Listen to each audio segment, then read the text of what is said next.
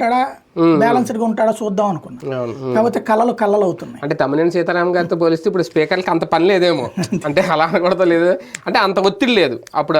ఆ హడావుడి ప్రతిపక్షం ఉన్నప్పుడు ఉండే ఒత్తిడి సస్పెన్షన్ లేనప్పుడు ఉండదు కదా. ఇక కూల్గా ఇప్పుడు మాస్టర్ పాత్ర పోషించాలంతే. అంటే ఒక రకంగా రఘురామకృష్ణరాజు గారి చేతులు నోర్లు అన్ని కట్టేసినట్ట అదేం లేదు. అంటే ఆయన బేసిక్ గా ఇక ఇట్లాంటి మాటలు మాట్లాడలేరు. కాకపోతే ఆగుతారా? తమ్మినేని మాట్లాడలేదా? అదేలేండి.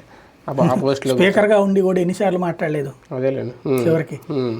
కాకపోతే ఆ స్పీకర్ కు ఉండేటటువంటి ఆ రెస్పెక్ట్ కాపాడుకోవడం అన్నటువంటి దాంట్లో నేనైతే కోడెల శివప్రసాదరావు గారు అందులో 100కి 90% సక్సెస్. ఒక 10% ఆయన మధ్యలో దారి. తమ్మినేని సీతారాం చాలా మొదటి ఉపన్యాసం నేను చాలా ఇన్స్పైర్ అయిపోయా.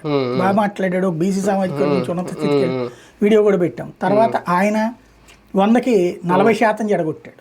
ఆయన రాజకీయ ఉపన్యాసాలు ఇచ్చేసేవారు కుర్చీలో కూర్చొని. ఇప్పుడు ఆ ఛాన్స్ లేదు. అయ్యన్న పాత్రుడు గారు మంచి స్పీకర్ గా దిగుతారు. ఈయన కూడా మంచి స్పీకర్ గా, మంచి డిప్యూటీ స్పీకర్ గా ఉంటారు. ఎందుకంటే అలాంటి మాటలు మాట్లాడాల్సిన అవసరం లేదు కాబట్టి. అదే కదా, దాన్ని సద్వినియోగం చేసుకుంటే హ్యాపీ. కానీ ఫైనల్గా నిన్న జగన్మోహన్ రెడ్డి గారి తర్వాత ఎవరో అడిగిన ప్రశ్నకు డిస్క్వాలిఫై గురించి అసలు ఎలా చేస్తారు అనేది ఆయన ధీమానా, లేదంటే రాజ్యాంగబద్ధంగా అది సాధ్యం కాదా అని? వాస్తవమే చెయ్యాలనుకుంటే ఏమైనా చేయొచ్చు. నేను ఇప్పుడు అబ్జర్వ్ చేసింది ఏంటంటే మనం నైతికత అనేది పక్కన పెట్టేస్తే ఏమైనా చేయొచ్చు. నైతిక రాజకీయం అనేది పక్కన పెట్టేస్తే ఏమైనా చేయొచ్చు.